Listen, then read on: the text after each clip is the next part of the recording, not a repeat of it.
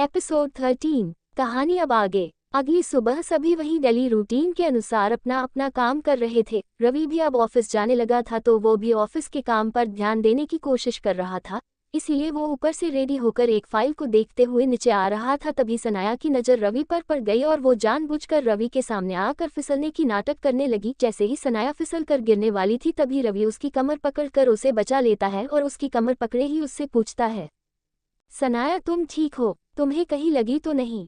सनाया जैसे ही पीछे से प्या को आते हुए देखी अपना नाटक और अच्छे से करते हुए रवि में चिपक गई और बोली, थैंक्स रवि, आज तुमने मुझे बचा लिया, नहीं तो पता नहीं मेरा क्या होता। बोलकर जानबूझकर रवि के आंखों में देखने का नाटक करने लगी।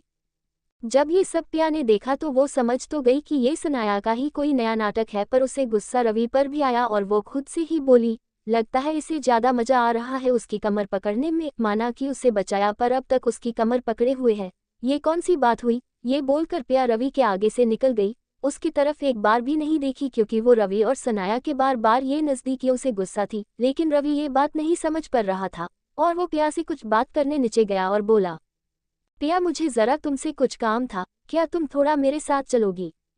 अभी वैसे भी प्या का गुस्सा 7वें आसमान पर था, ऊपर से रवि आकर उससे बात करने लगा। वो झट से बरस पड़ी और बोली, नहीं मेरे पास अभी टाइम नहीं है, मुझे बहुत काम है, अगर तुम्हें कोई बात करनी है तो यही करो।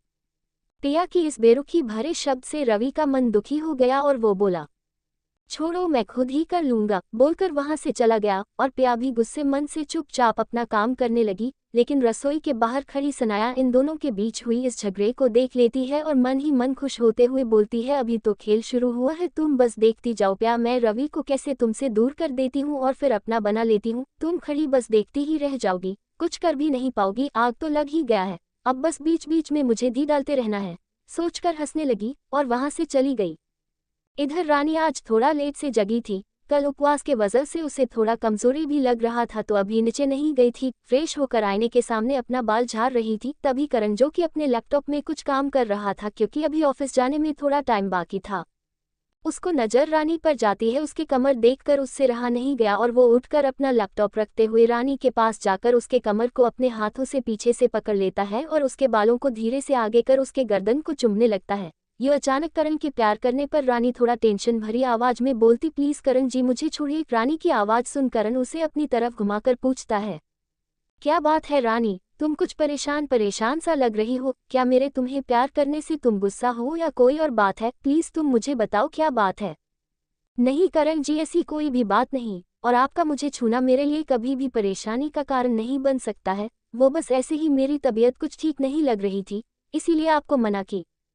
सॉरी रानी, मुझे समझना चाहिए था कि कल तुम्हारा फास्ट था। अच्छा कोई बात नहीं, तुम अभी आराम करो, अगर तबीयत ज्यादा खराब लग रही है तो मैं डॉक्टर को बुलाऊं क्या।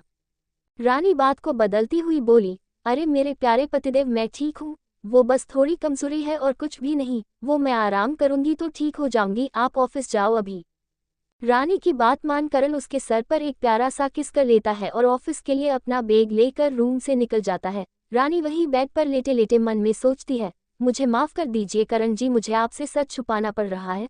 वो सनाया बहुत ही शातिर लड़की है, इसीलिए मैं नहीं चाहती हूँ कि उससे ये पता चले कि घर वालों को उसकी सच्चाई पता है, पर बहुत जल्द ही मैं और दीदी उसकी सच्चाई सभी घर वालों के सामने ले आएंगे, तब तक मुझे आपसे झूठ बोलना ही पड़ेगा, उसके लिए मुझे माफ कर दीजिए। सोचकर अपनी आंखें बंद कर लेट जाती है।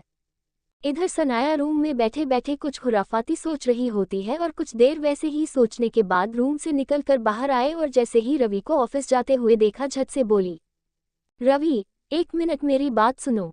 रवि जो दरवाजे के पास पहुंच चुका है सनाया के टोकने पर रुक जाता है और पीछे मुड़कर देखते हुए बोलता है, क्या हुआ। सनाया सबके सामने थोड़ा सीधी बनती हुई बोली, वो मैं घर में बैठे बैठे बोर हो जाती हूँ, प्लीज अगर तुम लोगों को ठीक लगे तो क्या मैं भी तुम्हारे साथ ऑफिस आ सकती हूँ, थोड़ा जगह भी चेंज हो जाएगा। करण सनाया के बातों में फंस गया और बोला, हाँ क्यों नहीं, अगर तुम्हें घर में बोर फील हो रहा है तो चलो। सनाया वही सोफे पर बैठी देविका के इधर देखते हुए पूछी, क्या मैं इन लोगों के साथ ऑफिस जा सकती हूँ आंटी जी। हाँ बेटा क्यों नहीं, आप जाइए, भले थोड़ा घूमना फिरना भी हो जाएगा। देविका के इतना बोलना था कि सनाया झट से उन लोगों के साथ घर से निकल गई। ये सारा ड्रामा ऊपर से प्या और रानी देख रही थी। प्या बोली, प्या सनाया का तो समझ में आता है कि वो क्या करना चाहती है, पर मुझे रवि का बिल्कुल भी समझ नहीं आता है। उसे क्या जरूरत थी सनाया को अपने साथ ऑफिस ले जाने की, वैसे भी उसे तो मुझे ज्यादा समझदार वही लगने लगी है। रानी पिया की ये सारी बात सुन उसे समझाते हुए बोली, दीदी आप रवि पर क्यों गुस्सा कर रही है, उसे थोड़ी ना पता है कि सनाया कैसी लड़की है और वो यहाँ पर क्यों रुकी हुई है। हाँ नहीं पता है, पर इसका मतलब ये थोड़ी ना है कि आप किसी की सारी बात मानने लग जाओ। अरे उसे अपने साथ ऑफिस ले जाने की क्या जरूरत थी, यहाँ मैं हम दोनों के रिश्तों को बचाने की कोशिश में लगी हुई हूँ और वो है कि उसी के साथ घूमने फिरने में लगे हुए हैं हम, बोलकर वहां से चली गई। रानी वही खड़ी खड़ी पिया और रवि के बीच बढ़ते दूरियों को देख टेंशन में आ गई और भगवान से प्रार्थना करते हुए बोली, हे भगवान जी प्लीज मेरी दीदी के लाइफ की और परीक्षा मत लो, कितने मुश्किलों के बाद जाकर फिर से ये दोनों एक साथ हुए हैं और फिर इनके बीच ये सनाया नाम का तूफान आकर खड़ा हो गया है, ना चाहते हुए भी इनके रिश्ते में दरार आती जा रही है। प्लीज आप कुछ ऐसा कीजिए जिससे सनाया का सच घर में सबके सामने आ जाए। बोलते हुए वही कुछ देर खड़ी रही।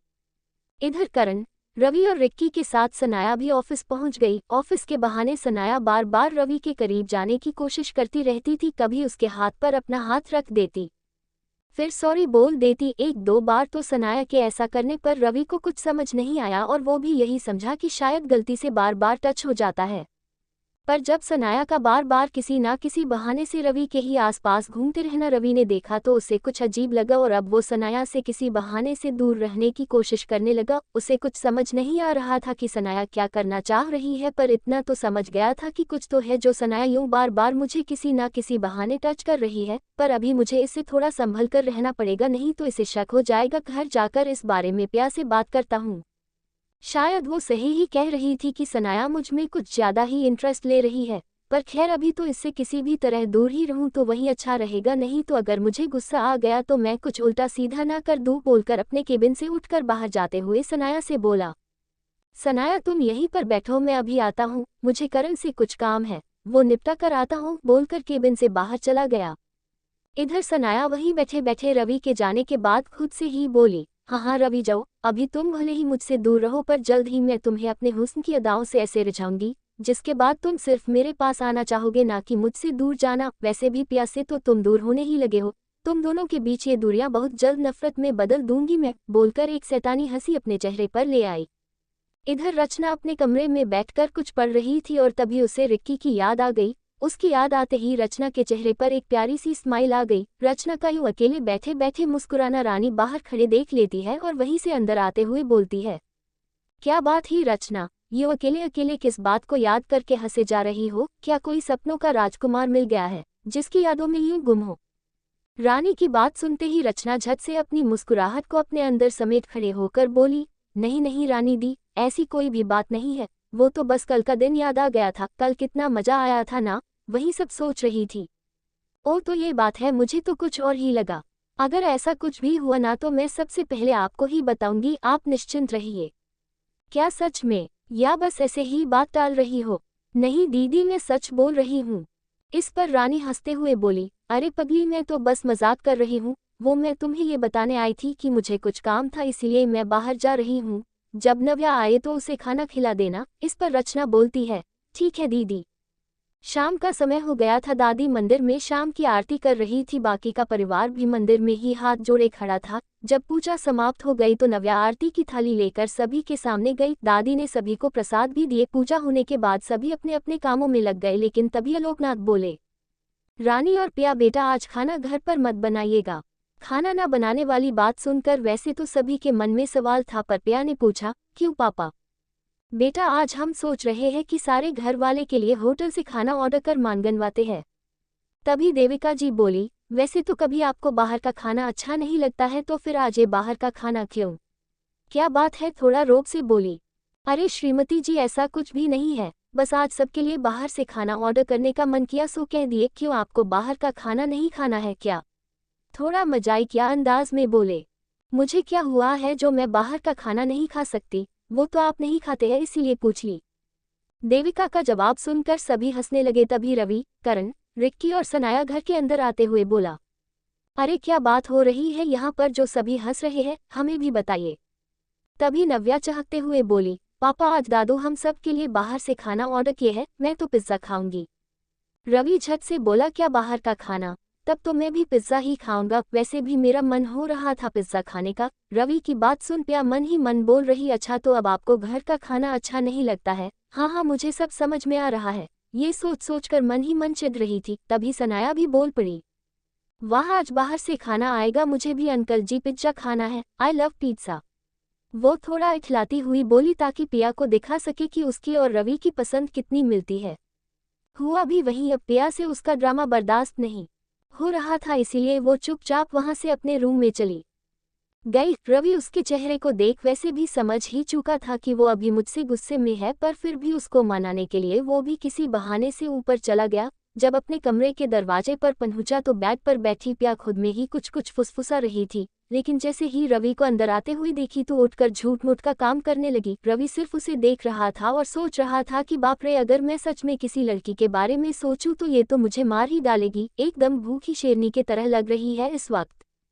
सोचकर मुस्कुराने लगा, रवि को ऐसे खुद को देख मुस्कुराते पिया गुस्से से बोली, मुझे देखकर क्यों हंस रहे हो क्या? मैं तुम्हें कोई जोक देख रही हूँ जो मुझे देख हंसे जा रहे हो? देखो अभी तुम मुझसे कोई बात करने की कोशिश भी मत करो, मेरा मूड बहुत खराब है अभी। इस पर रवि थोड़ा चुटकी लेते हुए बोला, पर मैंने तो तुम्हें कुछ कहा ही नहीं, मैं कहा तुमसे बात करने की कोशिश कर रहा हूँ, तुम ही तो बोल रही हो। रवि की ये बात सुन पिया उसके तरफ बड़ी बड़ी आंखें कर देखने लगी और अपने पैर गुस्से से पटकते हुए रूम से बाहर जाने ही वाली थी कि तभी उसका पैर स्लिप हो गया और वो जमीन पर लड़खड़ा कर गिरने ही वाली थी, लेकिन रवि ने उसे अपने बाहों में संभाल लिया। कुछ देर तो दोनों एक दूसरे के आंखों में खोए रहे, लेकिन फिर पिया थोड़ा संभालती हुई रवि से खुद को दूर करी और जाने लगी। तभी रवि पीछे से उसकी कलाई को पकड़ उसे अपनी तरफ खींच लेता है और बोलता है, आई एम सॉरी, प्लीज़ मुझे माफ़ कर दो, अब बहुत हो गया गुस्सा, प्लीज़ मुझसे बात करो। रवि के सॉरी बोलने पर पिया उसके चेहरे को देखने लगी और थोड़ा इठलाती हुई बोली, क्यों, तुम्हें मुझसे क्यों बात करनी है? तुम्हें तो बात करने के लिए है ना, वो तुम्हारी बेस्ट फ्रेंड सनाया, जाओ ना, वो तुम्हारा इंतजार कर रही होंगी, वैसे भी तुम दोनों की पसंद भी कितनी मिलती है, मेरा क्या काम है तुम्हें? पिया अपने मन की भड़ास निकाल रही थी और रवि चुपचाप उसकी बातें सुन रहा था। जब वो चुप हुई तो रवि बोला, तुम्हें और जितनी बात कहनी है कह लो, पर मुझसे बात करना मत बंद किया करो। आज दिन भर मुझे ऑफिस में मन नहीं लगा, बस तुम्हारा ही बार बार ख्याल आता था। पर क्यों, सनाया जी तो वहां पर मौजूद ही थी, उनको घुमाने नहीं ले गए क्या? वो बेचारी घर पर कितना बोर हो जाती है। पिया बार बार सनाया को लेकर रवि को ताने कसे जा रही थी। इस पर रवि थोड़ा चिढ़ते हुए बोला, क्या पिया, तुम ही हमेशा हमारे बीच में सनाया को ले आती हो? मैं मानता हूँ कि मेरी गलती है, पर क्या अब तुम उसी बात को पकड़ी बैठी रहोगी? वैसे भी मुझे सनाया पर शक है कि वो जितनी सीधी बनती है उतनी है नहीं। पिया रवि की बात को सुनते ही झट बोल पड़ी, क्या तुम्हें सनाया पर शक हो रहा है? मतलब? वो दरअसल मैं कुछ समय से उसे नोट कर रहा हूँ, वो जानबूझकर मेरे पास आती रहती है, किसी ना किसी बहाने से मुझसे टच करती है। ये सब मुझे थोड़ा अजीब लग रहा है, इसीलिए मैंने सोचा पहले ये सब बात तुम्हें बता दूं, वरना तुम मेरी चटनी बना दोगी। रवि की चटनी बना देने वाली बात पर पिया के चेहरे पर मुस्कुराहट ला दी। ये देख रवि उसे और कसकर पकड़ते हुए बोला, तो क्या मेरी बीवी अब मान गई है या फिर और मनाना पड़ेगा? पिया रवि की टाई खोलते हुए बोली, अच्छा अगर मैं अभी भी नहीं मानूं तो फिर कैसे मनाओगे? अच्छा तो मैं फिर अपने स्टाइल से मनाऊंगा। वो कैसे? पिया की ये बात सुनते ही रवि बोला, अभी बताता हूँ, जरा तुम मेरे करीब तो आओ। रवि को यूं अपने करीब आते देख पिया समझ गई और उसे हल्का सा धक्का देते हुए बोली, अच्छा तो तुम्हारा स्टाइल ये है? लेकिन रवि ने पिया की कमर को कसकर पकड़ रखा था, इसीलिए पिया अभी भी उसी की बाहों में थी और रवि उसके नजदीक आते हुए बोला, अब जब तक मैं तुम्हें अपना स्टाइल दिखा ना दूं मैं तुम्हें नहीं छोड़ने वाला हूँ, समझी? और उसके होठों को बड़ी ही तेजी से चूमने लगा। रवि पिया के कभी होंठ को चुंबता तो कभी उसके गर्दन को। रवि की इतनी पेशेंटली किस करने से पिया भी बहक रही थी, वो भी ये भूल गई थी कि उसी ने ये बोला था कि जब तक देविका उसे अपनी बहू ना स्वीकार कर लेती है तब तक वो दोनों अपने रिश्तों की शुरुआत नहीं करेगी।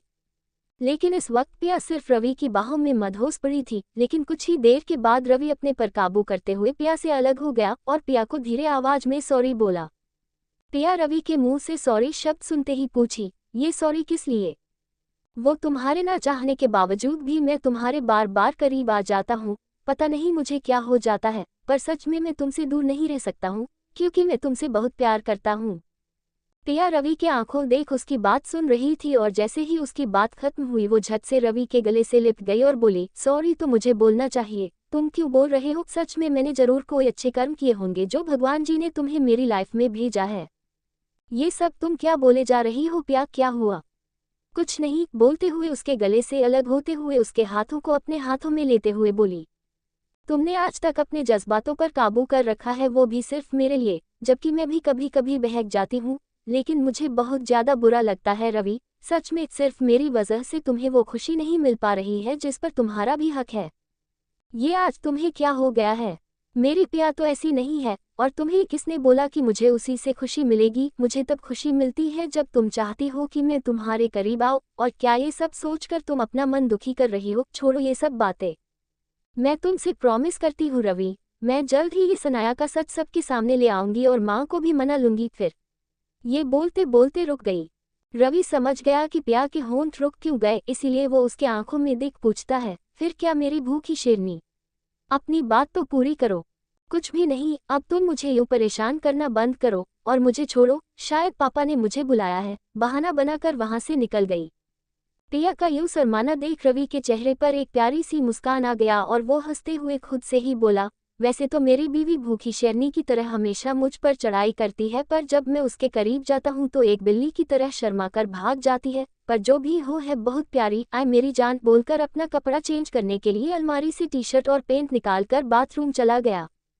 इधर सारा खाना ऑर्डर किया हुआ घर आ गया था, अब सब खाने के लिए नीचे आ गए। तभी सनाया रूम से दौड़ते हुए बाहर आए और पिज्जा का एक पैकेट उठाकर बोली, ओहो पिज्जा, इस पिज्जा को तो मैं और रवि साथ में खाएंगे। वही खड़ी रानी झट से बोली, अच्छा अगर तुम्हें खाना है तो खाओ, लेकिन रवि को क्यों हमेशा जबरदस्ती अपने में खींचती रहती हो? व्हाट यू मीन, तुम्हारा मतलब क्या है? सनाया सबके सामने नाटक करते हुए बोली।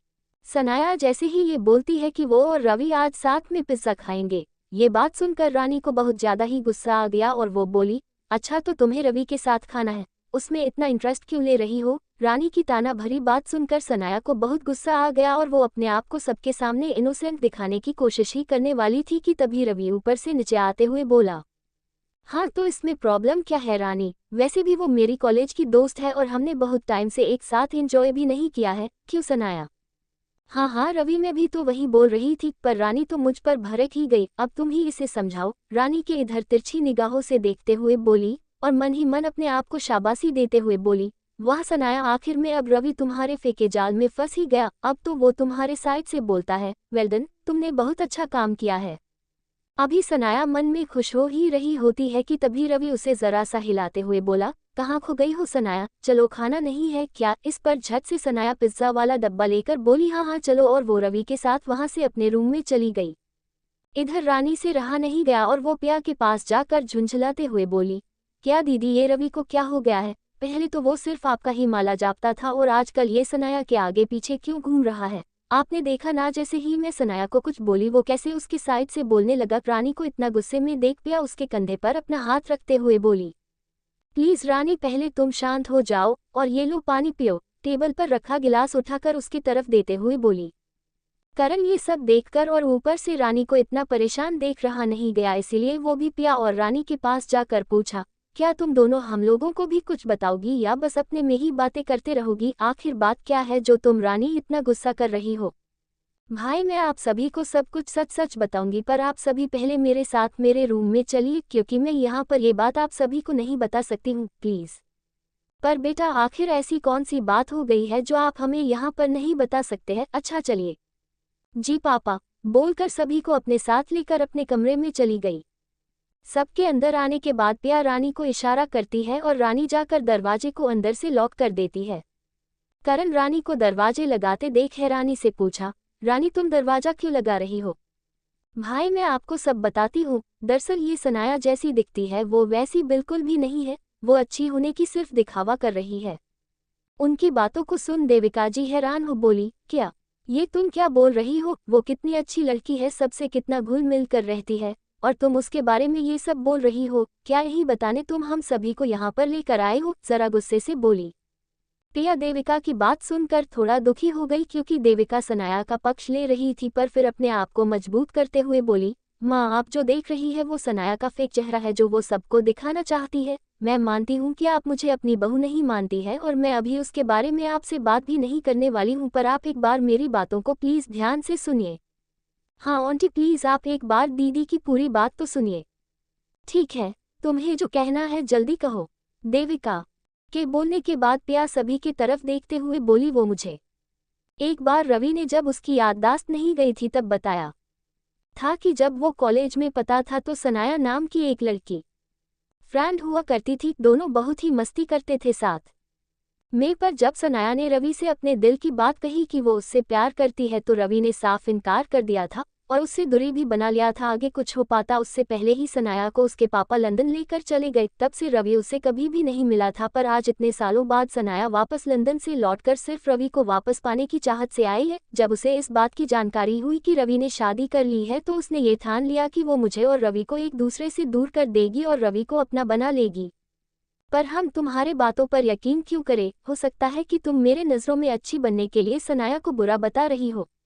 माँ, क्या आप मुझे इतना गिरा हुआ समझती है कि मैं आपको मनाने के लिए अपने और रवि के रिश्तों के बारे में झूठ बोलूंगी? सनाया जब मुझसे हॉस्पिटल में मिली थी तभी उसने मुझे ये बताया कि वो रवि से शादी करने यहाँ आई है और वो अपनी मकसद को पूरा किए बिना नहीं जाएगी। जी आंटी, दीदी बिल्कुल सही बोल रही है। वो सनाया मेरे सामने भी दीदी को कितनी बार ताने मार चुकी है। और वो उस दिन करवा चौथ का व्रत भी रवि के लिए रखी थी, वो भी नकली, आप लोगों को दिखाने के लिए कि वो कितनी धार्मिक है। मतलब उसने व्रत नहीं रखा था? जी नहीं आंटी, वो रचना के रूम में दिन में ही खाना चुरा कर खा ली थी, पर उसे लगता है कि हमें पता नहीं है। तभी करण बोलता है, अगर वो इतनी गिरी हुई चाल चल रही है तो तुम दोनों चुप क्यों हो और रवि को इस बारे में क्यों नहीं बताए हो? करण की बात सुनने के बाद प्रिया आराम से बोली, करण भाई, इस बारे में रवि को पता है। जैसे ही प्रिया ने ये बोला रानी हैरानी से उसके मुंह को देखने लगी और पूछी, पर दीदी आपने तो कहा था कि रवि को हम ये सब नहीं बता सकते हैं, तो फिर उसे कैसे पता चला? इस पर प्रिया बड़े ही शांत स्वर में बोली, हाँ मैंने बोला था कि उसे हम इस बारे में नहीं बता सकते हैं, पर सनाया की ऐसी हरकतों से वो खुद ही उसे भाप लिया। कल रात ही उसने इस बारे में मुझसे बात की तो मैंने भी उसे सारी बात बता दी। पर बेटा, जब रवि को भी उस लड़की की सच्चाई पता चल गई है तो फिर अब वो उसके साथ क्यों है? आप लोग पुलिस में कंप्लेन क्यों नहीं कर देते हैं? नहीं पापा, अभी हम पुलिस में कंप्लेन नहीं कर सकते हैं क्योंकि हमारे पास उसके खिलाफ कोई भी ठोस सबूत नहीं है, और जब तक हमारे पास उसके खिलाफ कोई सबूत हाथ नहीं लग जाता तब तक हम उसका कुछ भी नहीं बिगड़ सकते हैं। तभी रचना कहती है, तो भाभी इसका मतलब हम उसकी सच्चाई जानते हुए भी चुपचाप यूं हाथ पर हाथ धरे बैठे रहे? पर कब तक? देखो रचना, अभी हमें कुछ दिनों ऐसे ही चलने देना है ताकि उसे हम सब पर शक ना हो, और इसी मौका का फायदा उठाकर तुम उसके रूम से बाहर निकल जाने के बाद रूम को पूरा चेक करना, और मैं और दीदी भी आज उसके बारे में पता करने उसके घर के एड्रेस पर जा रहे हैं। ठीक है बेटा, अगर आपको यही सही लग रहा है तो हम सभी आप दोनों के साथ हैं। थैंक यू पापा, मुझे पूरा विश्वास था कि आप सभी मेरी बातों को जरूर सच मानेंगे। तब करण बोलता है, ठीक है प्रिया, अगर तुम और रवि साथ में हो तो मुझे कोई प्रॉब्लम नहीं है। आखिर उस सनाया को भी तो ये पता लगना चाहिए कि प्यार के आगे अच्छो अच्छे का खेल खत्म हो जाता है। बोलकर वहां से अपने कमरे की तरफ चला गए। करण को यूं जाते देख रानी के मन में थोड़ा संदेह हुआ, क्योंकि वो रानी को कुछ भी नहीं बोला और बिना खाना खाए ही रूम चला गया। तब रानी ने सभी को खाना खाने के लिए नीचे चलने को कहा और प्रिया और रानी दोनों मिलकर सभी को खाना सर्व कर दिए। सभी के बीच में प्रिया को करण नहीं दिखा तो वो रानी के पास जाकर धीरे आवाज में पूछी, रानी, करण भाई कहाँ है? उनको खाना नहीं खाना है क्या? नहीं दीदी, ऐसी बात नहीं है, शायद उनका कोई अर्जेंट कॉल होगा इसलिए वो रूम में चले गए। आप सभी खाए ना, मैं उनको रूम में ही खाना खिला दूंगी। ठीक है, तो तू भाई के लिए खाना लेकर जा, यहाँ मैं सब देख लूंगी। पर दीदी, मैं कुछ नहीं सुनने वाली, तू अपना दोनों का खाना लेकर रूम चली जा। हो सकता है करण भाई यही चाहते हो कि वो तुम्हारे साथ खाना खाए। अच्छा, मुझे चिढ़ा रही है आप? अच्छा ठीक है, मैं जा रही हूँ, पर आप भी खा लीजिए।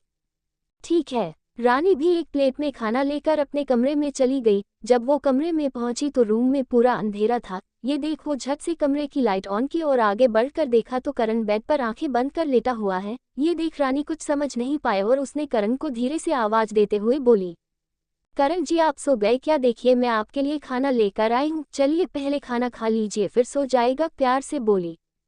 करण गुस्से में बोला, अगर तुम्हें भूख लगी है तो तुम खा लो, मुझे नींद आ रही है, मुझे सोने दो, वैसे भी मैंने घर आते वक्त बाहर कुछ खा लिया था। रानी करण की बात सुन उदास हो गई और सोचने लगी कि करण गुस्सा क्यों है, और वो पूछी भी, आप गुस्से में मुझसे क्यों बात कर रहे हैं? और अगर आपने खाना नहीं खाया तो मैं भी भूखी ही रहूंगी, वैसे भी मुझे भूख लगी भी है तो क्या फर्क पड़ता है, बोलकर प्लेट टेबल पर रख करण के बगल में आकर लेट गई। रानी के बेड पर आकर लेटने के बाद भी करण ने कुछ नहीं बोला और झूठ मूठ का सोने का नाटक करता रहा। लेकिन जब रानी ने देखा कि करण कुछ नहीं बोल रहे हैं तो वो बेड पर उठकर बैठते हुए बोली, क्या बात है करण जी, आप ऐसे क्यों बिहेव कर रहे हैं? प्लीज मुझे कम से कम ये तो बता दीजिए कि मैंने किया क्या है, फिर गुस्सा कर लीजिएगा। रानी करण को बोली, प्लीज करण जी खाना खा लीजिए ना, कम से कम ये तो बताइए कि आप मुझसे गुस्सा क्यों है? मुझे नींद आ रही है, तुम खा लो, मुझे सोने दो। ठीक है, अब आपको मैं कुछ भी नहीं कहूंगी, सो जाइए, गुड नाइट। ये बोलकर वो भी बेड के दूसरी तरफ मुड़कर अपनी आंखें बंद कर ली। कुछ देर तक करण को जब रानी की आवाज सुनाई नहीं दी तो वो अपने पीछे मुड़कर देखा, तो बगल में रानी अपना चेहरा दूसरे तरफ करके सोए है और खाना भी टेबल पर रखा है। ये देखकर करण को थोड़ा बुरा लगा क्योंकि वो जानता है कि रानी भी भूखी सो रही है और भूख की वजह से उसे नींद नहीं आने वाली है, इसीलिए थोड़ा रूडली ही बोला, रानी तुम्हें भूख लगी है ना, तो तुम बिना खाए क्यों सोने आ गई? जाकर पहले खा लो फिर सो जाना। नहीं, मेरी भूख तो आपकी डांट खाकर ही पेट भर गई, अब मुझे भूख नहीं है, सो जाइए आप। ये क्या बात हुई, एक तो गलती भी करो ऊपर से रूठो भी तुम। रानी अपने बेड पर झट से उठकर बैठते हुए बोली, वही तो मैं तब से आपसे पूछ रही हूँ, आखिर मैंने कौन सी गलती कर दी है जो आप मुझसे नाराज होकर भूखे सोने आ गए? मैंने तुमसे पहले भी पूछा था ना कि तुम किस वजह से टेंशन में हो, आखिर कौन सी बात है जिसकी वजह से तुम परेशान रहा करती थी, लेकिन तुमने मुझे नहीं बताया। बताना तो छोड़ो, तुमने तो मुझ पर भरोसा ही नहीं किया। तुम्हें क्या लगा कि मैं तुम्हारी बात नहीं मानूंगा, यही ना? ओह, तो ये बात है जिसकी वजह से आप मुझसे मुंह फुलाए बैठे हैं। मैं तो आपको बताना चाहती थी पर दीदी ने मुझे साफ साफ मना किया था किसी को भी ये बात बताने से, इसीलिए मैं चुप थी। पर इसका मतलब ये थोड़ी ना है कि मुझे आप पर भरोसा नहीं है, वो तो मुझे खुद से ज्यादा आप पर है। रानी थोड़ा मजाकिया लहजे में बोली। अच्छा, वो तो मुझे देख ही रहा है, चलो जाकर पहले खाना खा लो उसके बाद सोना। नहीं, मैं तभी खाऊंगी जब आप खाएंगे, वरना मैं भूखी ही सो जाऊंगी। ये बोलकर वो बेड पर लेटने लगी। करण रानी को बेड पर लेटता देख छत से उसके ऊपर आकर बोला, अगर तुम खाना नहीं खाओगी तो फिर मैं कुछ और ही करता हूँ, वैसे भी बहुत दिन हो गए कुछ किए हमें। करण की ये बात सुन रानी उसे अपने ऊपर से धक्का दे झट से उठकर बैठते हुए बोली, आप बहुत गंदे हो करण। इस पर करण थोड़ा उसके करीब आते हुए बोला, इसमें गंदे वाली कौन सी बात है? तुम मेरी पत्नी हो और मुझे पूरा हक है तुम्हारे साथ रोमांस करने का, समझी? ये बोलकर करण उसके होठों की तरफ बढ़ने लगा, तभी रानी बेड पर से उठकर टेबल पर रखी प्लेट को हाथ में लेते हुए बोली, अगर खाना खाएंगे तभी और कुछ मिलेगा, वरना कुछ भी नहीं, सोच लीजिए। इस पर करण के चेहरे पर मुस्कुराहट आ गई और बोला, ठीक है बाबा, खाता हूँ, अब ठीक है ना?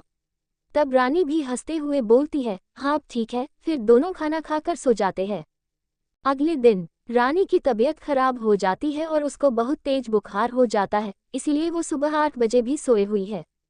जब करण की नींद खुलती है तो रानी उसके साइड में सोए देख वो थोड़ा हैरान हो जाता है और खुद में ही बोलता है, अरे आज इसे क्या हो गया, अभी तक सोई हुई है, लगता है कल ज्यादा थक गई है। और जब घड़ी देखता है तो 8 बज रहा देख छत से उठकर बैठते हुए बोलता है, अरे बाप रे, आज कहीं ऑफिस जाने में लेट ना हो जाओ।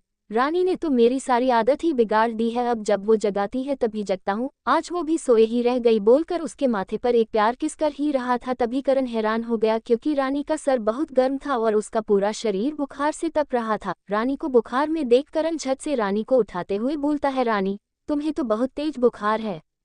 रानी जैसे ही थोड़ी आंखें खोलती है तो सामने करण को देख कहती है, मुझे कुछ नहीं हुआ है, आप ऑफिस जाने के लिए रेडी नहीं हुए हैं अभी तक? और घड़ी की तरफ जैसे ही नजर पड़ती है तो उठने की कोशिश करते हुए लड़खड़ाती हुई आवाज में बोलती, अरे मैं तो आज इतने लेट तक सोती रह गई, आपने मुझे जगाया क्यों नहीं? अच्छा, मैं अभी आपके लिए जल्दी से कुछ बना देती हूँ, तब तक आप तैयार हो जाइए।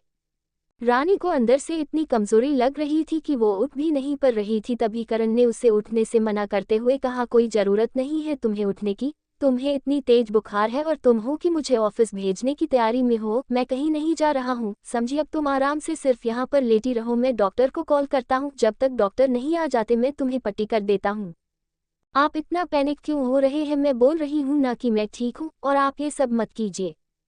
करण थोड़ा अपनी आवाज को कड़ा करते हुए बोला, तुम अपना मुंह बंद ही रखो और मैं जो कर रहा हूँ मुझे करने दो। सबका ख्याल रखती हो पर खुद का तो कभी सोचती भी नहीं हो तुम दोनों बहन, लेकिन गजब हो।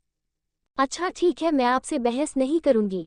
करण भी रानी की देखभाल में जुट गया। जब डॉक्टर घर पर आया तो सभी थोड़े परेशान हो गए और एक दूसरे से पूछने लगे कि क्या हुआ है।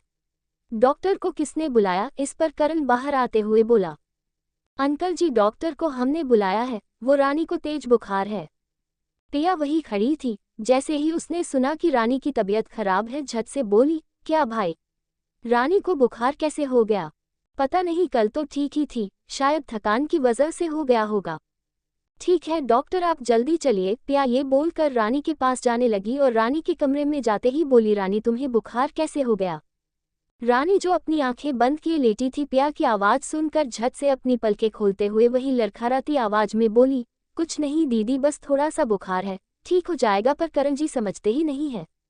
अच्छा थोड़ा सा बुखार है, पूरा शरीर एकदम गर्म से आग हुआ पड़ा है, तू भी ना। तब तक डॉक्टर और बाकी के परिवार वाले भी वहां पहुंचे, साथ में सनाया भी थी, क्योंकि उसे भी तो अपनी अच्छाई का ढोंग करना था ना। पर उसे कहाँ पता था कि उसकी ये ढोंग अब किसी काम की नहीं है, क्योंकि उसकी सच्चाई रवि के साथ साथ बाकी के परिवार वाले भी जान चुके हैं। अब सिर्फ एक सबूत की जरूरत है उसे पुलिस के हवाले करने के लिए। खैर वो फिक्र दिखाते हुए पूछी, ओह गॉड, तुम्हें बुखार कैसे हो गया रानी? सो सेट, बट कोई बात नहीं, तुम जल्दी ठीक हो जाओगी। सनाया की बात सुन सभी को अंदर से बहुत गुस्सा आ रहा था, लेकिन अभी कोई उसे डांट नहीं सकते थे, इसीलिए देविका बड़े ही प्यार से बोली, हाँ सनाया बेटा, रानी जल्दी ठीक हो जाएगी, आप जाकर फ्रेश हो जाइए। ठीक है आंटी जी, बोलकर वहां से मटकती हुई चली गई। उसके जाते ही देविका बोल पड़ी, मन तो कर रहा था कि एक झापड़ खींच के दूं उसे, पर फिर अपने बेटे की वजह से रुक गई। अरे श्रीमती जी, अभी आप अपने गुस्से पर थोड़ा काबू रखिए, जल्द ही इसके खिलाफ कोई ठोस सबूत हमारे हाथ जरूर लगेगा। हाँ माँ पापा बिल्कुल सही बोल रहे हैं, फिलहाल तो हमें रानी का ख्याल रखना चाहिए, पहले इसकी तबीयत ज्यादा इम्पोर्टेंट है, उसे तो हम लोग बाद में देख लेंगे। हाँ बेटे तुम सही ही बोल रहे हो। तभी डॉक्टर बोलते हैं, देखिए हमने कुछ दवाइयाँ लिख दी है, आप इसे मनवा लीजिए, बाकी ये ठीक है, वो थोड़ा ज्यादा स्ट्रेस लेने के कारण इनको बुखार हो गया है। करण डॉक्टर के हाथ से दवाई की पर्ची लेते हुए बोला, थैंक यू डॉक्टर, चलिए मैं आपको बाहर तक छोड़ देता हूँ। जी जरूर, ये बोल डॉक्टर भी चला गया। आज दिन भर करण ने रानी का पूरा ध्यान रखा, उसे खाना खिलाया, टाइम टाइम पर दवा भी दी, बीच बीच में थर्मामीटर से बुखार भी चेक करता था। ये सब देखकर रानी को बहुत ज्यादा अच्छा लग रहा था कि उसका पति उसकी इतनी ज्यादा केयर करता है। ऐसे ही एक दिन पूरा बीत गया। अब रानी का बुखार भी धीरे धीरे कर कम हो रहा था। करण रानी के पास ही बैठा बैठा सो गया। जब आधी रात में रानी की नींद खुली और उसने पानी पीने के लिए अपना सर टेबल के इधर घुमाया तो करण को सामने कुर्सी पर बैठे सोते देख झट से उठकर बैठते हुए खुद में ही बोली, मेरी वजह से करण जी कल से परेशान है और अभी भी कुर्सी पर ही सो रहे हैं, कितना ख्याल रखते हैं ये मेरा। अभी रानी करण के चेहरे को देखकर ये सब सोच ही रही थी कि तभी करण को ठंड लगने की वजह से वो अपना हाथ को बार बार सिकोड़ लेता। ये देख रानी समझ गई कि करण को ठंड लग रही है और इसीलिए वो अपने बेड पर पड़े ब्लैंकेट को उठाकर आराम से करण को उड़ा दी और खुद भी पानी पीकर फिर से बेड पर जाकर सो गई। अगली सुबह आज सभी लोग थोड़ा जल्दी ही उठ गए थे और अपना अपना काम करने में लगे हुए थे। रवि उधर सनाया को अपनी बातों में उलझा कर रखता था ताकि पिया और बाकी के लोगों को इसके खिलाफ सबूत ढूंढने में थोड़ी आसानी हो। आज भी रवि सुबह उठकर अपनी चाय और सनाया का चाय लेकर उसके पास पहुंच गया और पीछे से बोला, गुड मॉर्निंग सनाया। सनाया जो शीशे के सामने बैठकर अपनी खूबसूरती निहार रही थी, रवि की आवाज सुनते ही झट से पीछे मुड़ते हुए बोली, रवि तुम यहाँ? Good morning my best friend. हाँ, क्यों मैं यहाँ नहीं आ सकता क्या? मैं तुम्हारे लिए चाय लाया हूँ। वाओ, आज मैं बहुत खुश हूँ, आओ बैठो ना। रवि सनाया को उसी रूम में उलझा कर इसीलिए रखना चाहता था ताकि उसे पिया और रानी के घर में ना होने के बारे में पता ना लग सके, वरना वो उनके पीछे पड़ जाएगी। जब रवि सनाया के कमरे में गया तभी पिया, रानी, करण के साथ रवि के कॉलेज जाने के लिए निकल गए। वे सभी रवि के कॉलेज इसलिए गए ताकि वहां से उन्हें सनाया का एड्रेस मिल सके। वो लोग सनाया का एड्रेस निकालकर जब उनके घर पर पहुंचे तो वहां पर ताला लगा हुआ था। ये देखकर रानी पिया से बोलती है, दीदी अब हम क्या करें? यहाँ पर तो ताला लगा हुआ है और कोई दिख भी नहीं रहा है जिससे कुछ पता चले। मैं भी वही सोच रही हूँ कि अब हम क्या करें। अभी ये लोग आपस में बातें कर ही रहे थे कि तभी उस घर के बगल वाले घर में कुछ आवाजें हुई, जिसे सुनकर ये लोग एकदम से सतर्क हो गए और एक दूसरे को आंखें बड़ी बड़ी कर देखने लगे। करण झट से पिया और रानी को इशारा करते हुए कहा कि कोई कुछ भी ना बोले और दोनों धीरे से आगे की तरफ बधे तीनों जब उस घर के सामने गए तो उसमें ताला लगा हुआ था, पर अंदर से कुछ आवाज आ रही थी, इसीलिए वो तीनों उस घर के आगे पीछे कोई और रास्ता अंदर जाने के लिए ढूंढने लगे। करण और रानी पीछे की तरफ जाकर देखने लगे और पिया उसी घर के आगे इधर उधर कोई सुराग ढूंढने लगी। जैसे ही रानी पीछे पहुंचती है तो उसकी नजर एक दरवाजा पर पड़ा जो कि टूटा हुआ था। ये देखकर वो हैरान हो गई और अपने हाथों से करण को इशारा करते हुए उस दरवाजा को दिखाए। करण भी जब वो दरवाजा देखता है तो हैरान हो जाता है और बोलता है, ये कौन सा रास्ता है और ये दरवाजा ऐसे टूटा क्यों है? मुझे तो लगता है कि ये रास्ता के थ्रू हम उस घर के अंदर पहुंच सकते हैं। चलिए ना अंदर जाकर देखते हैं। चलो, लेकिन थोड़ा संभल कर रहना, अगर अंदर कोई हुआ तो उसके लिए हमें पहले से ही तैयार रहना पड़ेगा। ठीक है। दोनों उस दरवाजे से अपने कदम धीरे धीरे बढ़ाते हुए अंदर जाने लगे और जब वो अंदर पहुंचे तो घर में पूरा अंधेरा छाया हुआ था। करण और रानी ने अपने अपने मोबाइल का टॉर्च ऑन करते हुए रोशनी के सहारे आगे बढ़ना शुरू किया। रानी धीरे से बढ़ते हुए घर का मेन दरवाजा को खोल दी, जिससे पिया भी अंदर आ गई। अब तीनों उस घर में इधर उधर ढूंढना शुरू कर दिया कि आखिर आवाज कहाँ से आ रही है। तभी वो तीनों एक कमरे में पहुंचे जहां पर एक आदमी कुर्सी पर बंधा हुआ चिल्ला रहा था। उसके मुंह पर पट्टी लगी हुई थी जिसके वजह से आवाज बाहर नहीं पहुंच पा रही थी। उस आदमी का रंग गोरा था और उसने ब्लैक कलर का शर्ट और पैंट पहनी हुआ था। उसे देखिए तीनों सतर्क हो गया और एक दूसरे को देखते हुए पिया बोली, ये कौन है और इसे यहाँ किसने ऐसे बांध कर रखा है? आसपास पर कोई दिख भी नहीं रहा है। इस पर रानी भी बोल पड़ी, पर इसे ऐसे ही तो नहीं ना छोड़ सकते, क्या करें, इसे खोले या नहीं? तभी करण कहता है, तुम दोनों यहीं बाहर में रुको, मैं अंदर जाकर देखता हूँ और इसे खोलता हूँ। अगर कुछ हुआ तो ये वाश लो तुम उसके सर पर मार देना। ठीक है भाई, पर आप थोड़ा उसे संभल कर खोलिएगा। करण ओके बोलकर कमरे में उस कुर्सी के पास जा पहुंचा और उसके मुंह पर से पट्टी हटाते हुए पूछा, कौन हो तुम और तुम्हें यहाँ किसने बांध रखा है? आदमी हाफते हुए बोला, मेरा नाम माइकल है और मैं यहाँ का नहीं बल्कि लंदन का रहने वाला हूँ। मैं यहाँ पर अपनी पत्नी के साथ घूमने आया था क्योंकि वो यहीं की रहने वाली है। क्या तुम लंदन के रहने वाले हो? पर तुम्हारी पत्नी यहाँ की कैसे हो गई? क्या तुम इससे पहले यहाँ पर आए थे? वो मैं यहाँ पर पहली बार ही आया हूँ, मुझे उसने धोखा दिया और अब मुझे मारने वाली है। तभी करण पूछा, तुम क्या बोल रहे हो? मुझे कुछ भी समझ नहीं आ रहा है। रुको, पहले मैं तुम्हें खोलता हूँ, फिर आराम से तुम सब बताना। बोलकर करण माइकल का रस्सी खोल उसे अपने सहारे खड़े करते हुए बाहर लेकर आया और ले जाकर घर के बाहर बेंच पर बिठाया। फिर रानी से बोला, रानी पहले इसे थोड़ा पानी पिलाओ। मैं अभी लेकर आती हूँ। बोलकर घर के अंदर ही जाकर पानी उठाकर लाए और ग्लास में पानी डालकर माइकल की तरफ बढ़ा दिया। माइकल झट से पानी देखकर उसे ले लिया और पी गया। माइकल को ऐसे पानी पीते देख उन तीनों को बड़ा ही आश्चर्य हो रहा था, आखिर इसे किसने यहाँ पर ऐसे बंधक बना कर रखा है? पर उन्हें अपने सवालों का कोई जवाब नहीं मिल पा रहा था। जब करण ने देखा कि माइकल अब थोड़ा बेहतर महसूस कर रहा है तब उसने फिर से उससे पूछा, क्या अब तुम मुझे अपने साथ क्या हुआ ये बता सकते हो? हाँ, मैं लंदन का रहने वाला हूँ, वहाँ पर मेरा अपना बहुत बड़ा बिजनेस है। मेरी ही कंपनी में एक लड़की काम करती थी जिसका नाम सनाया था। वो इंडिया की थी, पर उसको देखते ही मुझे उससे प्यार हो गया और कुछ समय बाद मैंने ये बात उसे बताई भी थी। ये बात जानकर वो भी बहुत खुश थी और हम दोनों ने लंदन में ही शादी कर ली क्योंकि ना ही मेरे कोई था और जहाँ तक सनाया ने बताया उसका भी इस दुनिया में कोई नहीं था। कुछ दिनों तक तो सब कुछ अच्छा था, पर एक दिन पता नहीं उसे क्या हुआ, उसने जिद पकड़ ली कि उसे इंडिया अपने घर आना है। मैं उसकी कोई भी बात नहीं टालता था, इसलिए मैं भी उसके साथ यहाँ पर आ गया। जब मैं यहाँ पर आया तो उसने मुझे सीधे इसी घर पर लाए और बोली कि ये घर उसका है। इतना बड़ा घर देखकर मुझे थोड़ा अजीब लगा, इसीलिए मैंने पूछ लिया कि जब तुम्हारा कोई है ही नहीं तो फिर इतना बड़ा घर यहाँ पर किसके लिए है? पिया सवाल करते हुए पूछती है, क्या तुम्हारी पत्नी का नाम सनाया था और वो यहीं की रहने वाली थी? बोलकर अपनी आंखें बड़ी बड़ी करके करण और रानी के इधर देखने लगी और बोली, क्या आपको भी वही लग रहा है जो मैं सोच रही हूँ? हाँ दीदी, मुझे भी वही लग रहा है। वो लड़की है ही ऐसी कि अपने मकसद का पूरा करने के लिए किसी भी हद तक जा सकती है। तुम सब अभी चुप रहो, पहले माइकल की बात सुनने दो, उसके बाद देखते हैं कि वो लड़की कौन है। अच्छा माइकल, फिर आगे क्या हुआ और तुम्हारी ये हालत कैसे हो गई? जब मैंने उससे पूछा कि यहाँ पर इतना बड़ा घर लेने की क्या जरूरत है तो उसने मुझे झूठ बोला कि यहाँ पर कुछ अनाथ बच्चे रहते हैं, उसी के लिए मैंने ये घर ले रखा है। अभी वो लोग बाहर गए हुए हैं। उसकी बातों पर मैंने यकीन कर लिया। उसी रात जब उसने मुझे खाना दिया तो उसमें नशे की दवाई मिला दी ताकि मैं खाना खाकर बेहोश हो जाऊं और फिर वो मेरी सारी प्रॉपर्टी के कागज पर मेरी हाथों का निशान ले सके। हुआ भी वही, मुझे कुछ समझ में नहीं आया और मैं खाना खा लिया।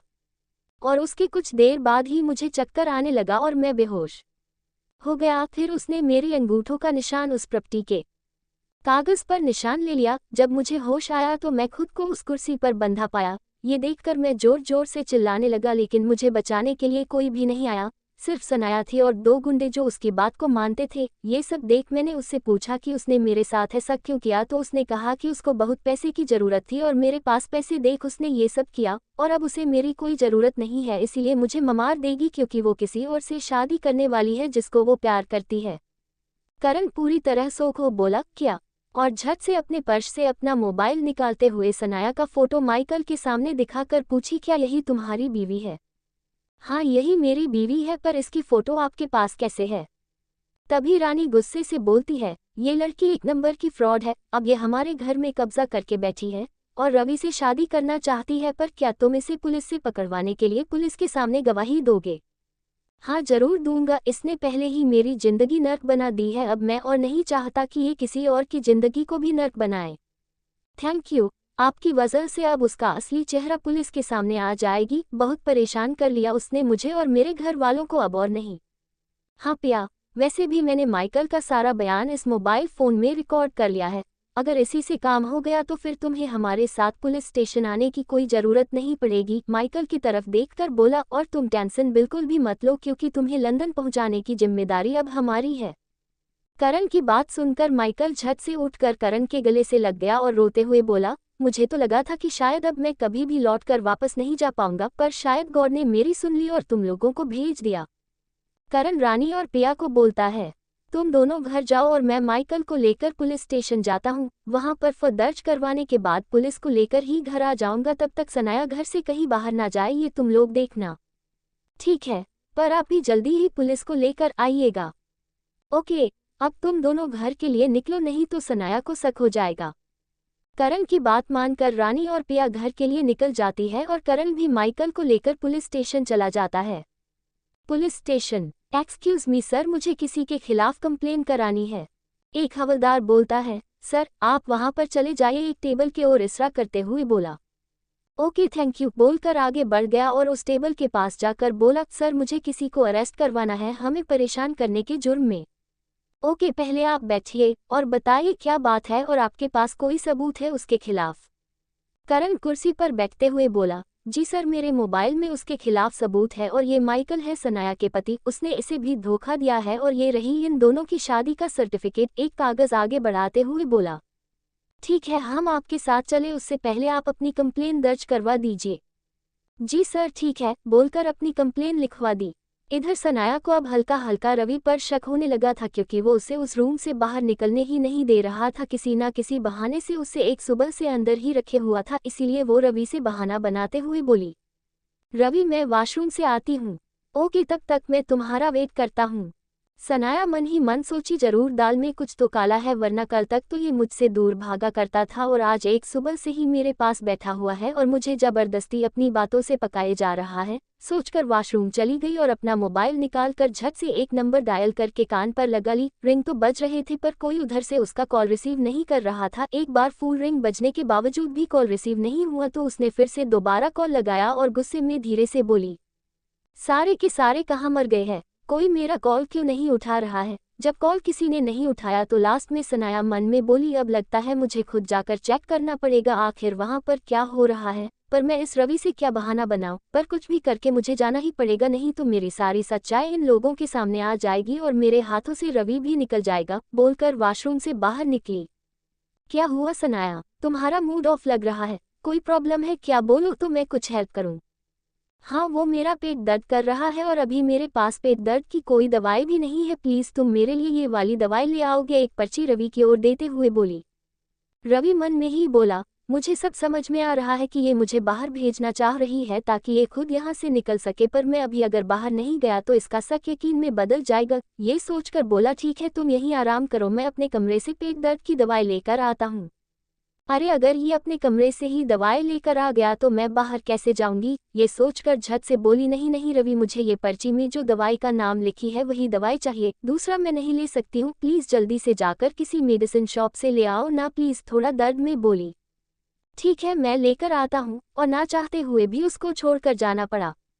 अच्छा हुआ कि मैंने रवि को इस बहाने बाहर भेज दिया। अब मुझे कोई और रोकने वाला नहीं है। इस घर में उन लोगों से तो कुछ भी बोल दूंगी तो मान लेंगे। तभी उसके पेट में सच में हल्का सा दर्द शुरू हो गया, जिसके कारण वो कराह गई और झट से अपने हैंडबैग से एक पिल्स निकाल कर खा ली और एक गहरी सांस लेते हुए धीरे से बोली, अच्छा हुआ कि मैंने ये पिल्स अपने साथ ही रखा था, नहीं तो आज ये बात सबको पता चल जाती। नहीं नहीं, मैं ऐसा कभी भी नहीं होने दे सकती, बोलकर रूम से जल्दी जल्दी निकलकर घर के मेन दरवाजे पर पहुंच गई और इधर उधर नजर दौड़ाने के बाद झट से बाहर जाने के लिए अपने कदम बढ़ाए ही थे कि तभी सामने करण के साथ पुलिस और माइकल भी खड़े दिखाई दिया।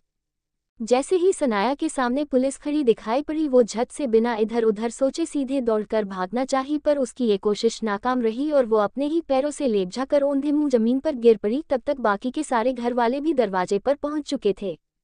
तुम इसी लायक हो सनाया, अब तुम्हारी सारा खेल खत्म हो चुका है। बहुत रह ली तुम हमारे लाइफ और हमारे घर में, अब थोड़ा जेल की हवा खा लो।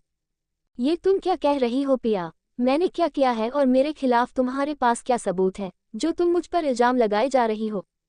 तभी रानी बोली, तुम्हारी सारी की सारी कारनामा हमने पहले ही पुलिस को पास दे दिए हैं और उन्हें तुम्हारी असलियत भी अच्छी तरह दिखा चुके हैं। बाकी जो रहा सहा बच गया था उसे तुम्हारे पति माइकल ने बताकर पूरा कर दिया, तो तुम सबूत की चिंता बिल्कुल भी मत करो, समझी? देखिए सर, ये लोग मुझे झूठ मूठ का फंसाने के लिए ये सब कर रहे हैं। पता नहीं इन सब को मुझसे क्या प्रॉब्लम है। प्लीज सर, मैंने कुछ भी नहीं किया है और मैं तो इस आदमी को जानती भी नहीं हूँ, तो ये मेरा पति कैसे हो सकता है? अच्छा, तो तुम मुझे पहचानती भी नहीं हो? वो तो गॉड ने मुझे बचा लिया और टाइम पर इन लोगों को मेरी हेल्प करने के लिए वहां पर भेज दिया, वरना तुमने तो मुझे मारने की पूरी तैयारी कर ही ली थी। छी, मुझे तो तुमसे घिन आ रहा है। अगर तुम्हें मेरी दौलत ही चाहिए थी तो कम से कम ये झूठा प्यार का दिखावा तो ना करती। ले जाइए पुलिस इस लड़की को यहाँ से और इसे ऐसी सजा दीजिएगा कि आगे से ये ऐसा कुछ करने के बारे में सोचने से भी डरे। माइकल की बात सुन सनाया डर के मारे सबके सामने गिड़गिड़ाने लगी और माइकल के पैर पकड़कर अपने आंखों में मगरमच्छ वाली आंसू भर कर बोले जा रही थी, प्लीज माइकल, मुझे माफ कर दो, प्लीज मुझे एक मौका दे दो, मैं सब कुछ ठीक कर दूंगी। प्लीज पिया, तुम मुझे एक मौका दे दो प्लीज। मैंने जो भी गलत किया है वो सब मैं वापस से ठीक कर दूंगी, प्लीज मुझे जेल मत भेजो। सनाया के इतने गिड़गिड़ाने के बावजूद भी किसी ने उस पर जरा भी दया नहीं दिखाए और करण पुलिस को उसे के जाने के लिए बोला। पुलिस भी सनाया के हाथों में हथकड़ी डालकर उसे ले जाने लगी। तभी सनाया ने जाते जाते बोला, मैं तुम्हें नहीं छोड़ूंगी पिया, तुमने मेरे रवि को मुझसे छीना है ना, मैं तुमसे तुम्हारी जिंदगी ही छीन लूंगी। मैं वापस लौट कर आऊंगी, मुझे दुनिया की कोई भी ताकत तुम्हें बर्बाद करने से नहीं रोक सकता। मैं वापस जरूर आऊंगी। और चली गई। सनाया को जेल जाते देख माइकल को थोड़ा बुरा लगा। चाहे जैसी भी थी तो उसकी पत्नी ही ना, और वो उससे बहुत ज्यादा प्यार करता था, पर करण और रवि ने उसे संभाला और उसकी लंदन जाने वाली टिकट भी बनवा दी। अगले दिन माइकल इन सभी से विदा लेकर लंदन के लिए रवाना हो गया। उसके जाने के बाद सभी फैमिली हॉल में एक जगह बैठे आपस में बातें करने लगे। करण बोला, माइकल को इस तरह देखकर बहुत दुख हुआ, सचमुच वो एक अच्छा व्यक्ति था। हाँ भाई, पर अब हम इसमें कुछ कर भी नहीं ना सकते हैं। कुछ दिनों में वो सनाया को भूल जाएंगे, तब उनका दुखा भी कम हो जाएगा। अभी सभी इस बारे में बात कर ही रहे थे कि तभी देविका अपनी जगह से उठकर पिया के पास आते हुए बोली, मुझे आपसे कुछ बात करनी थी पिया। पिया देविका को यूं अचानक से अपने पास आते देख पिया थोड़ी सोच में पड़ गई। आखिर माँ मुझसे क्या बात करना चाहती है? पर फिर बोली, हाँ बोलिए ना माँ। इस घर में सभी ने आपको अपना लिया था सिवाय मेरे। पता नहीं मुझे क्या हो गया था कि मैं आपको सूरत से पहचानने की कोशिश करती रही, जबकि सूरत बदल जाने के बावजूद भी आज भी आप बिल्कुल वही वाली पिया है जो पहले हुआ करती थी, सभी के बारे में सोचने वाली। और आज भी जब घर वालों पर मुसीबत आई तो सबसे पहले आप उन मुसीबतों के सामने एक मजबूत ढाल बनकर खड़ी थी। हमें माफ कर दीजिए पिया बेटा, हमें आपको समझने में थोड़ी देरी हो गई। पिया देविका को ऐसे अपने आप से माफी मांगते देख पिया झट से उनके हाथों को अपने हाथों से पकड़ते हुए बोली, ये आप क्या कर रही है माँ? आप मुझसे माफी क्यों मांग रही है? बड़ों का हाथ हमेशा अपने से छोटों को आशीर्वाद देने के लिए उठना चाहिए, ना कि माफी मांगने के लिए। वैसे भी आज आपने मुझे अपनी पहली वाली पिया मान लिया है, मैं तो उसी में बहुत खुश हूँ और मुझे कुछ भी नहीं चाहिए, बोलकर झट से देविका के गले से जा लगी। देविका भी उसे कसकर अपने गले से लगा रोने लगी। ये सारा नज़ारा घर के बाकी के परिवार वाले भी देख रहे थे और बहुत खुश भी थे कि पिया को अब सभी ने अपना लिया है। इस सब को देखकर आलोकनाथ बोले, चलो भाई, अब इस घर में हमेशा खुशी ही बनी रहे। बहुत दिनों के बाद जाकर इस घर में खुशियां आई है। देविका पिया को कसकर अपने गले से लगा लेती है और उनके आंखों से आंसू बहने लगते हैं। देविका के इस तरह प्यार करने से पिया के भी आंखों से आंसू छलक जाती है, क्योंकि वो इस प्यार के लिए बहुत दिनों से तरस गई थी और आज वो दिन था जब उसे उसकी देविका माँ ने अपना लिया था। इन दोनों को इस तरह से गले लगे देख सभी की आंखों में खुशी के आंसू आ गए थे, इसीलिए आलोकनाथ बोल पड़े, आज बहुत लंबे समय के बाद फिर से इस घर में खुशियां आई हैं। मैं भगवान से यही प्रार्थना करूंगा कि अब फिर से हमें आप सब से दूर कर दुखी ना करे। जी अंकल, आप बिल्कुल सही कह रहे हैं। रानी भी खुश होते हुए बोली, अंकल जी, आंटी जी, आज जब फाइनली सब ठीक हो ही गया है तो क्यों ना हम इस बात के लिए सेलिब्रेट करें। तभी रचना पूछी, मतलब दीदी आप कहना चाह रही है कि हम सब पार्टी करेंगे? वाओ, मजा आ जाएगा।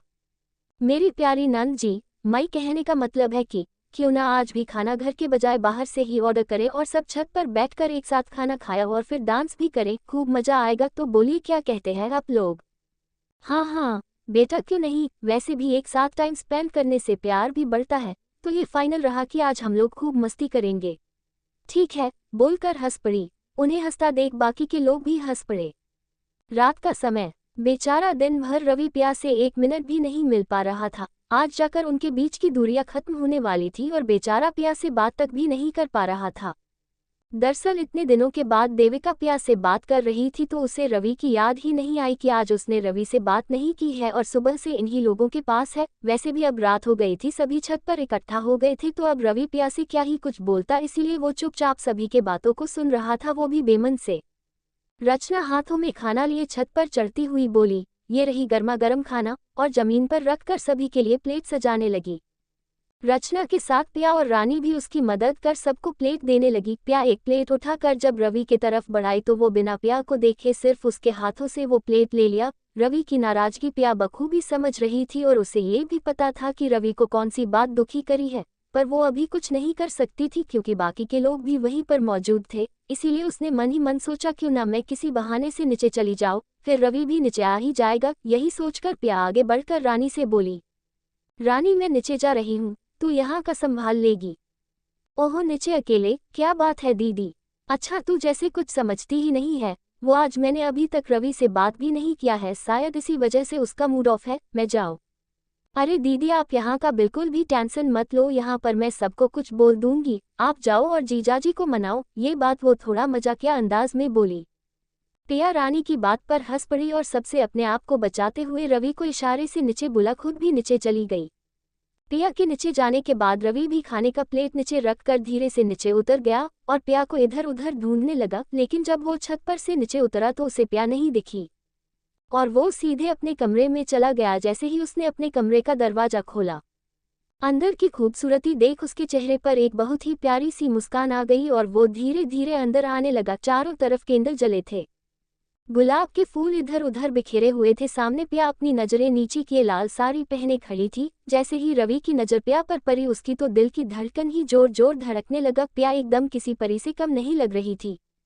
वो लाल नेट वाली साड़ी जो उसके पतली कमर को बिल्कुल दिखा रही थी, आंखों में काजल, होठों पर लाल लिपस्टिक, जिसे देख रवि मदहोश हुए जा रहा था। इधर पिया का भी वही हाल था, मन अंदर ही अंदर घबराया हुआ था। इससे पहले रवि के नजदीक आने से पिया अपने आप को इतना नर्वस कभी भी फील नहीं की थी, पर आज कुछ अलग था। उसका दिल भी बहुत तेज धड़क रहा था। रवि की नजरें सिर्फ और सिर्फ पिया के चेहरे को ही निहारे जा रहा था और उसके तरफ बढ़ रहा था। कुछ ही देर बाद रवि पिया की कमर को अपने हाथों से पकड़कर उसे अपनी ओर खींच लिया और उसके नजदीक जाकर धीरे से बोला, मुझे तो लगा कि तुम्हें तो ये भी याद नहीं है कि तुम मुझसे आज दिन भर बात भी नहीं की हो, पर तुमने तो मुझे सरप्राइज ही दे दिया। पिया अपनी नजरें थोड़ी रवि के चेहरे पर उठाते हुए बोली, ऐसा कभी हो सकता है भला कि मैं आपको भूल जाऊं, पर हाँ, कल मुझे उन लोगों ने छोड़ा ही नहीं दिन भर, इसीलिए मैं आपके पास नहीं आ पाई थी। पिया अभी इतना ही बोल पाई थी कि रवि उसके होंठ पर अपनी एक उंगली रखते हुए धीरे से बोला, क्या हम ये सारी बातें बाद में कर सकते हैं? मैं नहीं चाहता हूं कि इतने खूबसूरत भरे पल हमारे हाथ से सिर्फ इधर उधर की बातें करने में निकल जाए। अच्छा, आप तो बड़े ही बेसब्र हुए जा रहे हैं, थोड़ा रुकिए, मैंने आपके लिए कुछ और भी इंतजाम किया है। अब क्या है पिया, प्लीज, मैं अभी मजाक के मूड में नहीं हूँ पिया। हाँ हाँ मुझे पता है, पर तुमने अभी खाना नहीं खाया है ना? मैं जानती हूँ, इसीलिए मैंने हमारे लिए ये कैंडल लाइट डिनर का इंतजाम किया है। रवि की हाथ पकड़ उसे टेबल के पास ले जाते हुए बोली और पूछी, कैसा लगा तुम्हें ये सब? रवि सच में बहुत खुश था और बोला, वैसे तो ये सारी व्यवस्था हमेशा एक लड़का ही लड़की के लिए करता है, पर मेरे साथ कुछ उल्टा ही हो रहा है। बट जो भी है, मुझे सच में ये सब देखकर बहुत ज़्यादा खुशी हो रही है। हाँ, पर इतने टाइम से तो मैंने ही आपको ये सब करने से मना किया था ना, तो ये मेरा ही फर्ज बनता है ना कि आपको वो सारी खुशी दूं जो आप डिजर्व करते हैं। अच्छा, अब मेरी बीवी बड़ी बड़ी बातें भी करने लगी। अच्छा, अब चलो पहले खाना खाते हैं, मुझे तो वैसे भी बहुत तेज की भूख लगी है। दिन भर भी तुम्हारे याद में ही बिता दी और भूखा रह गया। मुझे पता है गुस्सा तो तुम्हारे नाक पर रहता है, इसीलिए तो दिन भर भूखे रहे हो। आओ बैठो। फिर पिया ने एक ही प्लेट में खाना निकाल कर रवि के साथ खुद भी खाने लगी। थोड़ी देर बाद पिया ने रवि से पूछा, खाना कैसा बना है, तुम्हें पसंद आया? आज मैंने तुम्हारे लिए ये सारी चीजें घर पर ही बनाई है। इस पर रवि बोलता है, बाकी सब तो बढ़िया है, पर मीठे में कुछ नहीं है क्या? मुझे मीठा खाने का मन है। ये सुनकर पिया झट से उठते हुए बोली, अरे मैं तो भूल ही गई थी, रुको मैं अभी जाकर रसोई से मीठा ले आती हूँ। बोलकर पिया जैसे ही जाने के लिए अपने कदम बढ़ाए, पीछे से रवि ने उसकी कमर को अपने दोनों हाथों से पकड़ते हुए धीरे धीरे हाथ उसके पेट तक ले जाते हुए और उसके गर्दन पर चुम्बते हुए उसके कान में बोला, तुम भी एकदम ना समझ हो। मैंने मीठा बोला तो तुम रसोई से जाकर लाने लगी। इस पर पिया झट से रवि की ओर पलट कर बोली, हाँ तो खाना तो रसोई में ही रहता है ना, तो फिर मैं कहाँ से लाती? इस पर रवि पिया के होठों की तरफ इशारे करते हुए बोला, मेरा ये मीठा खाने का मन हो रहा है, समझी मेरी नासमझ बीवी। रवि के इशारे समझते ही पिया एकदम शर्म से लाल हो गई और उसे कुछ समझ नहीं आ रहा था कि वो रवि से क्या बोले, इसीलिए वो अपना सर नीचे की ओर झुका ली। लेकिन रवि धीरे से उसके चेहरे को अपने हाथों से ऊपर उठाते हुए बोला, इसमें शर्माने वाली कौन सी बात है? मैंने अपनी बीवी से ही बोला है, किसी गैर से थोड़ी ना। ये बोलकर वो पिया को अपने गोद में उठा लेता है और बेड पर जाकर बड़े ही रोमांटिक अंदाज में लिटाता है। ये सब पिया के साथ पहली बार हो रहा था, इसीलिए उसे थोड़ा घबराहट फील हो रही थी और उसके चेहरे पर भी थोड़ी टेंशन दिखाई दे रही थी। ये देखकर रवि पिया से पूछा, क्या हुआ पिया, तुम्हें डर लग रहा है क्या? इस पर पिया अपनी टेंशन वाली चेहरे को हाँ में हिलाती हुई बोली, थोड़ा डर लग रहा है मुझे। पिया के माथे को प्यार से चुम्बते हुए रवि बोला, तुम्हें मुझ पर विश्वास है? इस पर पिया ने झट से बोल दिया कि मुझे तुम पर खुद से भी ज्यादा भरोसा है। तो रवि बोला, अगर मुझ पर विश्वास है तो फिर डर क्यों रही हो? मैं ऐसा कभी भी कुछ भी नहीं करूंगा जिससे तुम्हें तकलीफ पहुंचे, क्योंकि तुम मेरी जान हो। रवि की ये बात सुन पिया को बहुत अच्छा महसूस हुआ और फिर रवि धीरे धीरे कर उसके पूरे शरीर को चूमने लगा। फिर सारी रात वो दोनों एक दूसरे के प्यार में ही डूबे रहे। आज वो दोनों असली मायनों में एक दूसरे के हो चुके थे। अगली सुबह पिया की जब आंखें खुली तो वो अपने आप को रवि के बाहों में एकदम सिमटी हुई पाए और रवि भी उसे कसकर पकड़े सो रहा था। ये देखकर पिया बहुत खुश हुई और फिर धीरे से रवि से खुद को छुड़ा उठने की कोशिश करने लगी, पर तभी रवि ने अपनी पकड़ पिया पर और मजबूत करते हुए आंखें बंद किए ही बोला, नहीं प्लीज पिया, कुछ देर और मेरे पास रहो ना प्लीज। पर रवि के बात को सुन पिया बोली, प्लीज रवि अब अभी नहीं, मुझे बहुत लेट हो गया है उठने में। नीचे सभी जग गए होंगे, वो लोग क्या सोच रहे होंगे हमारे बारे में, प्लीज मुझे छोड़ो। पिया की बात सुन रवि बोला, अच्छा वो लोग हमारे बारे क्या सोच रहे होंगे? तुम मेरी पत्नी हो और मैं तुम्हारा पति, तो ऐसे डर क्यों रही हो? ये बोल वो झट से पिया के ऊपर आ गया और उसके होठों पर अपने होंठ रख दिए। कुछ देर किस करने के बाद पिया रवि को हल्का सा धक्का देते हुए उठ बैठती है और बोलती है, तुम बहुत जिद्दी हो। इस पर रवि बेड पर लेटते हुए बोला, अब जब इतने दिनों के इंतजार के बाद तुम मेरी हुई हो तो प्यार तो करूंगा ही ना। आखिर इतना दिन तड़पा भी तो हूँ, अब उसकी भरपाई तो तुम्हें करनी ही होगी। ये सुन पिया रवि को बेड पर पड़े तकिया उठाकर मारती है और उठकर फ्रेश होने बाथरूम चली जाती है। दोनों अपने कमरे से तैयार होकर नीचे पहुंचते हैं। जब वो नीचे आते हैं तो सबके चेहरे पर काफी परेशानी दिखती है, जिसे देखकर दोनों एक दूसरे को देखते हुए पूछते हैं, रवि तुम्हें नहीं लगता कि ये सभी कुछ बात को लेकर परेशान घूम रहे हैं?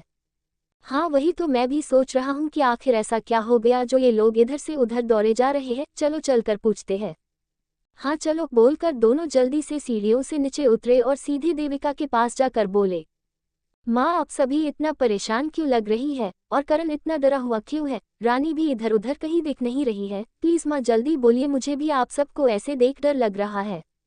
अरे प्या बेटा, करण बस यूं ही डर रहा है। मैं तो इसे कितनी बार समझा चुकी हूँ कि रानी को कुछ नहीं हुआ है। वो दरअसल उसे अचानक से चक्कर आ गए और वो बेहोश हो गई। तब से करण खामाखाम डरे जा रहा है और सबको परेशान कर रखा है।